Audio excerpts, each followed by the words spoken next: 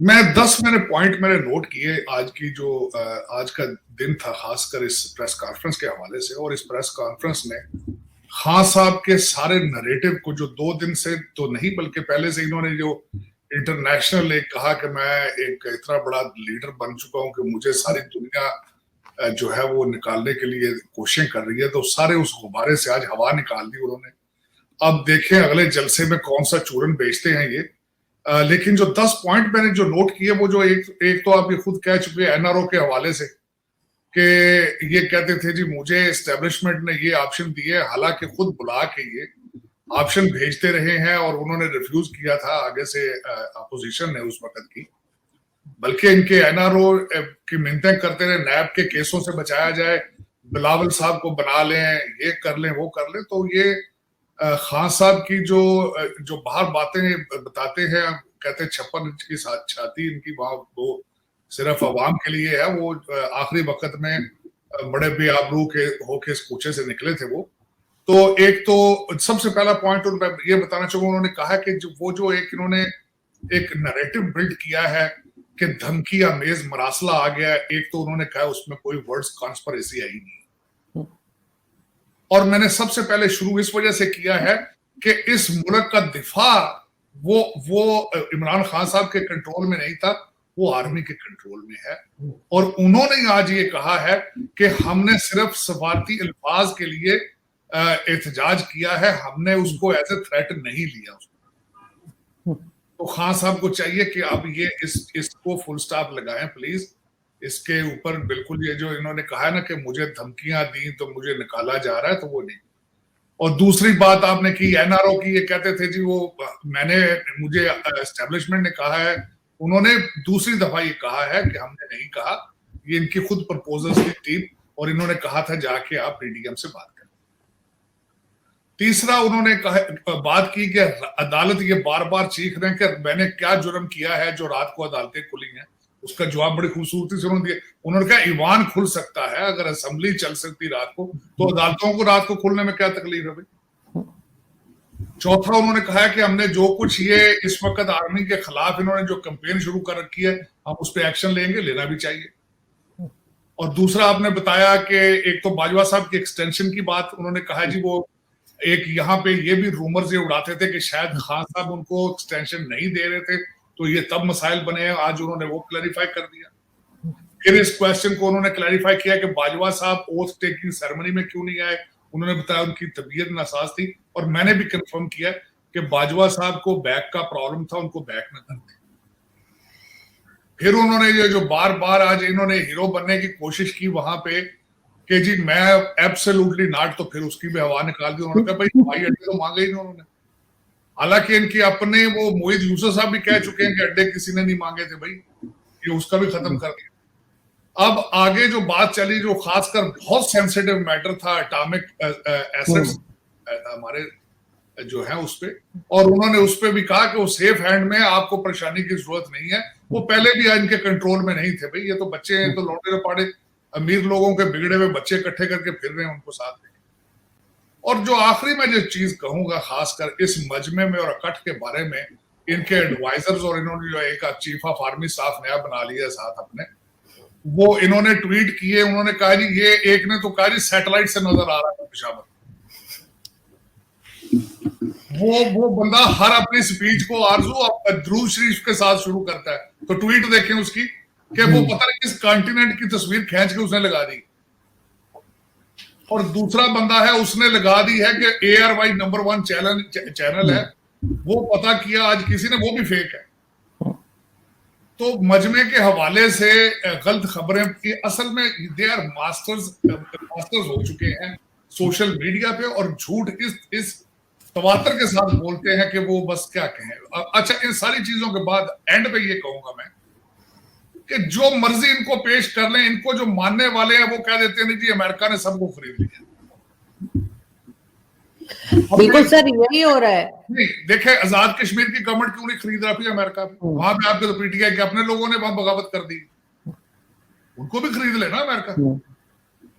तो लेकिन ये कि इनका कोई नैरेटिव। और जो 2 चीजें हैं एंड पे खासकर ऐड करना चाहूंगा वो दो चीजें ये हैं कि एक तो इन्होंने 2 दिन के अंदर ही यू टर्न ये मारा है कि शौकत तरीन साहब ने तो सारा चिट्ठा निकाल दिया। उन्होंने कहा जी इनके पास प्लान ही कोई नहीं था, हम करते क्या, इनके पास कोई भी इकोनॉमिक प्लान मौजूद नहीं था, और जब तक हम प्लान बनाते रहे बहुत देर हो चुकी थी। एक उसने हवा निकाल दी। दूसरी आज इन्होंने एडमिट कर लिया कि फाइज ईसा जो है वो मैं उस पर शर्मिंदा, मुझे बरगलाया गया, मैं तो मासूम आदमी था, मुझे बरगला के ये सारा काम कर लिया। ये अभी दूसरा दिन है, अभी अगला दिन नहीं चढ़ा है, अभी अगला चढ़ेगा तो अभी तो बहुत कुछ निकल रहा है, बहुत कुछ निकलेगा ये। लेकिन ये ISPR की कॉन्फ्रेंस ने काफी हद तक मिजाज ठीक कर दिया इनका, और मैं ये चाहिए था क्योंकि ये गले पड़ रहे थे। ये अब इन्होंने जो एक कहते हैं कि आलमी ताकत है, तो पूरा OIC बन के बैठे हुए हैं ना, ये तो इस्लाम के ठेकेदार है। मुझे सबसे ज्यादा अफसोस आरजू इस चीज पे है कि फजलुर रहमान साहब के बैग यार्ड में जाकर पेशावर में उन्होंने उनको ऐसे अल्फाज इस्तेमाल किए और कहे 30 साल से आप इस्लाम बेच रहे हैं, तो भाई आपके जलसे का नाम भी तो अमर बिन मारूफ था। आप क्या कर रहे हैं, आप भी तो इस्लाम बेच रहे हैं। वो 30 साल से आपने अभी 2 साल से बेचना शुरू किया।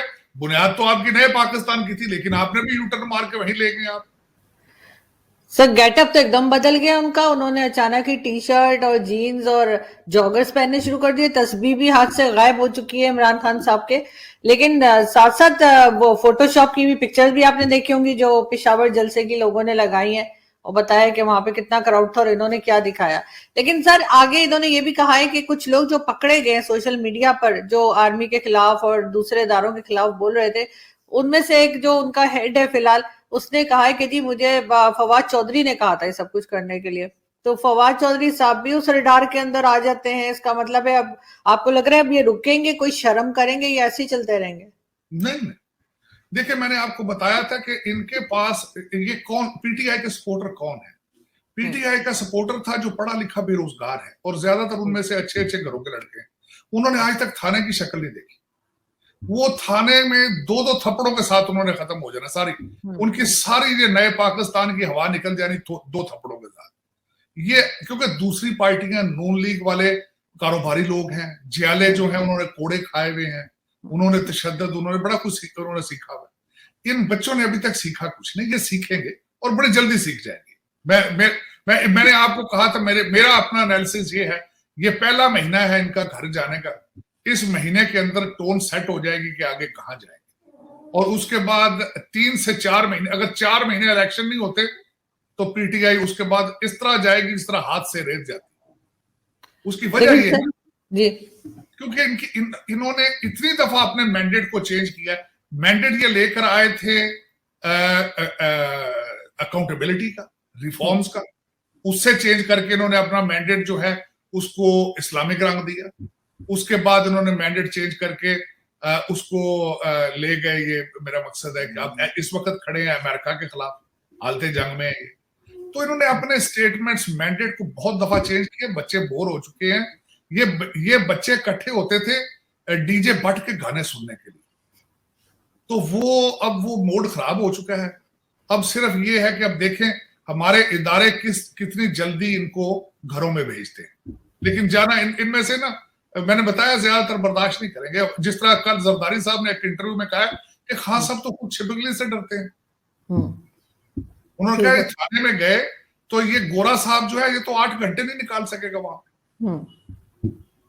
मैं उनकी बात से एग्री करता हूं। बिल्कुल सही कह रहे हैं वो, इसलिए कि ये कभी गए ही नहीं, इनको मालूम ही नहीं है। और जरदारी साहब से तो खैर ये मुकाबला कर ही नहीं सकते क्योंकि वो तो बहुत बार जेल गए। लेकिन सर आरजू, इससे पहले कि आगे चले, मैं जरदारी साहब की बातों को हमेशा एंजॉय करता हूँ। एक बात उनकी मुझे बड़ी जो मैंने गौर से सुनी, उन्होंने कहा मैं कोट लखपत जेल में था तो वहां मुझे उसी कमरे में रखा गया जहां भट्टो साहब थे, और उस कमरे के बाहर उन्होंने एक आम का पेड़ लगाया था भट्टो साहब ने, तो मैंने उसका फल भी खाया, और उसके बाद मैंने खुद एक आम का पेड़ लगाया और मैं रिहाई पर उसका फल भी खा के निकला था। बिल्कुल। लेकिन सर ये जरूर है कि इतने अभी 1-2 साल में जो कुछ हुआ और जिस तरह से एक्टिव किया है जरदारी साहब ने अपोजिशन की पार्टीज को, तो उससे कम से कम मैं तो उनकी बड़ी फैन हो गई हूँ। मतलब हैरत है कि जिस तरह से उन्होंने सब कुछ जमा कर लिया।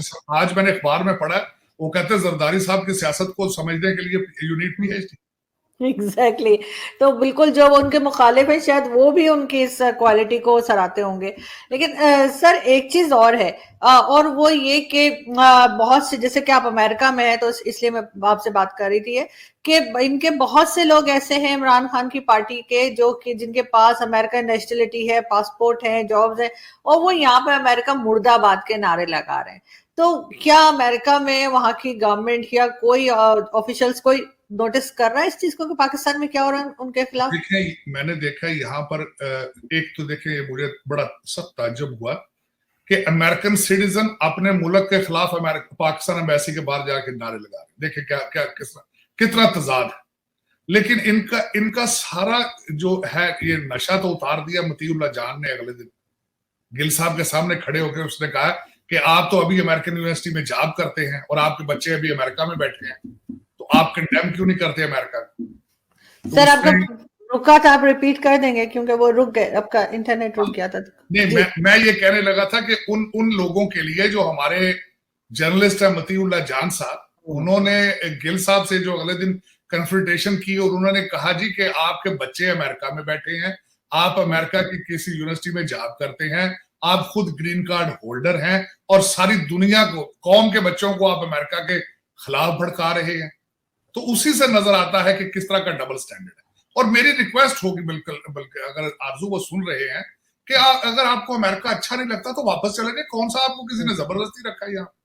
जाके मदद करें खान साहब की पाकिस्तान में, छोड़े अमेरिकन सिटीजनशिप और ग्रीन कार्ड, लानत भेजे इन पे, इस सिस्टम पे। यहाँ पे सेकंड क्लास सिटीजन हो आप अपने मादरे मिल्लत की जाके खिदमत करो वहां पे जाके। खान साहब का नया पाकिस्तान बनाओ, जाके अमर बिन मारूफ में जाके उसमें शमूलियत इख्तियार करो। देखें यही गलत होता है, खाना भी इनका और गालियां भी इनको। इसी वजह से हमारा कोई रिस्पेक्ट नहीं है, हमारा कोई इमेज नहीं है। हम यही इनका खाते हैं, इन्हें गालियां निकालते हैं, ये गलत बात है। मैं हमेशा आरजू, मैं खुद American citizen and I love this country from my heart, from the bottom of my heart. I am a very nationalist Pakistani, I am a very nationalist American. जिस दिन मैं अमेरिका की पॉलिसी से डिसएग्री करूंगा, मैं यहां से छोड़ के वापस आ जाऊंगा।